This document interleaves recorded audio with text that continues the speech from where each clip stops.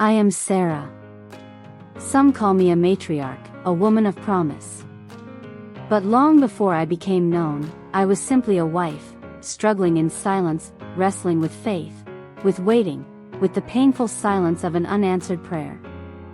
Once, I laughed at a promise I could not imagine coming true. Yet here I am, speaking to you not as a legend, but as someone who lived every fear, every doubt, and every miracle. This is my story, and it's not just history.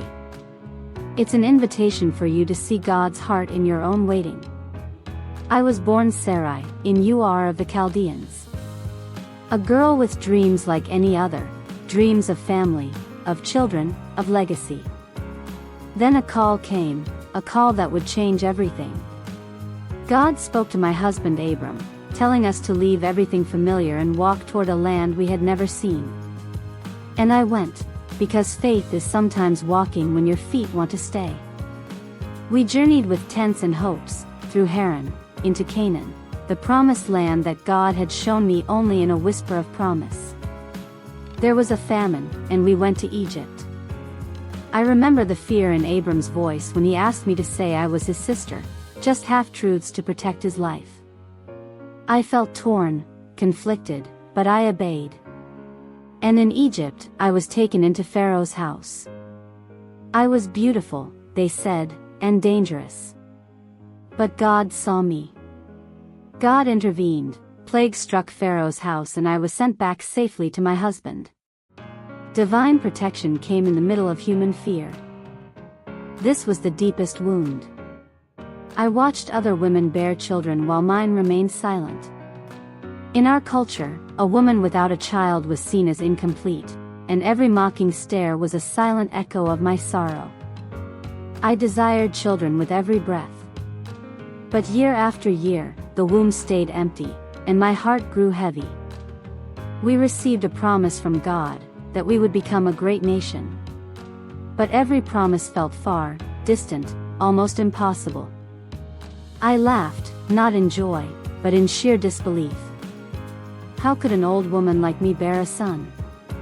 Yet God's promises are never bounded by human logic. In my impatience, I made a decision. I gave my servant Hagar to Abram so that we might fulfill God's promise by our own plan. But that plan brought turmoil. Hagar's pregnancy created tension. She felt pride, and I felt displaced. I blamed Abram. I felt anger. In that moment, I saw how human decisions, even well-intended ones, can complicate God's perfect timeline. The Lord came to us again and spoke with Abram. Then he changed our names, Abraham, meaning father of many nations, and me, Sarah, meaning mother of nations. God didn't just promise, he assured. And at 90 years old, when every human possibility had faded, Isaac was born. That baby was not just flesh and blood, he was God's faithfulness incarnate. I laughed again, but this time it was joy. When Isaac was old enough to be weaned, those old wounds rose again. My son from Hagar, Ishmael, was older, stronger in his youth. I feared for Isaac's future, and with pain, I asked Abraham to send Hagar and Ishmael away. Abraham was distressed, but God told him to listen to me, because God's promise was for Isaac and his descendants. My heart was heavy, but I learned that sometimes protecting what God has given you means letting go of something beloved. I lived long enough to see Isaac grow, and long enough to witness God's faithfulness in ways I could never have imagined. When I died at the age of 127, Abraham buried me in the cave of Machpelah, the first piece of land they owned in the Promised Land. I was a mother of nations, not because I understood God's plan at first, but because I trusted enough to remain in the journey. So what can you learn from me? First, God's timing is not our timing. When we wait longer than we think we should, it doesn't mean God has forgotten us. Second, human solutions can distract us from the divine one. My idea with Hagar brought pain, not peace. Third, even our deepest laughter, of disbelief or joy, can become testimony. God honored our promise, not because we were perfect, but because He is.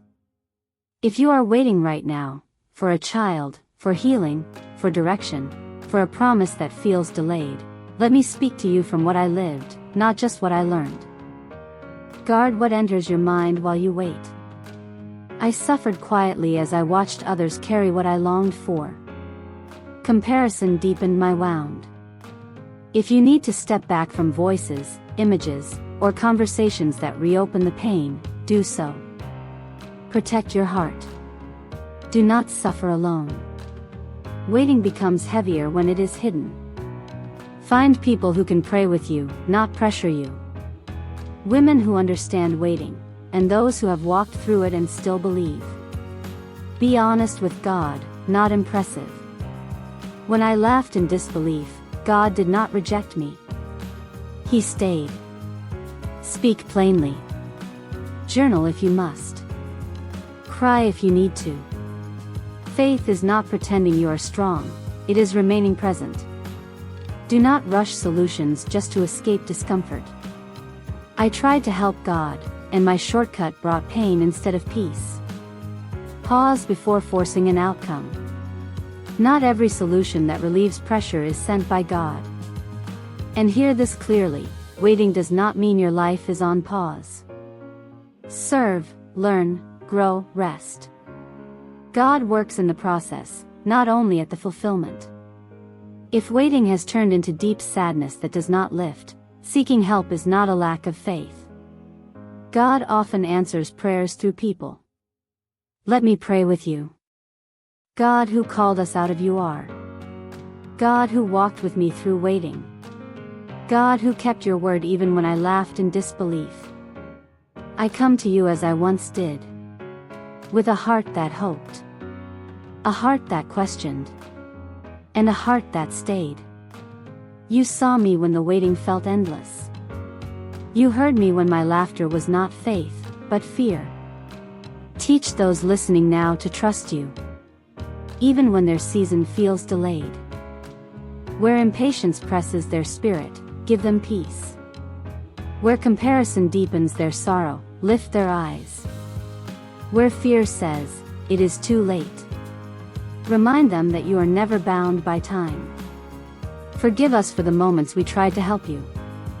Heal what was wounded by rushed decisions. Restore what we thought we had broken. Strengthen them in the waiting. Not only when the promise arrives, but while the journey unfolds. Teach them to grow, to rest, to serve, and to remain faithful in the process. And if their waiting has grown heavy, if sorrow has lingered too long, lead them to help, to healing, to people who will walk with them. Without shame. I place their story in your hands. Just as I once placed mine in yours. I trust your timing. I trust your heart. And I believe you still keep your promises. Amen. Thank you for walking with me through this story. If my story spoke to your heart, if you recognized yourself in my waiting, stay with me. Subscribe, so we can continue this journey together. Like this message if it strengthened you. Comment, even if it is just to say, I am still waiting. And share this with someone who may need hope today. You never know whose faith might rise. Because you chose to share a story of waiting. Next time, we will meet another woman of faith, whose own journey shaped generations. Until then, keep your heart open to wonder. God is still speaking.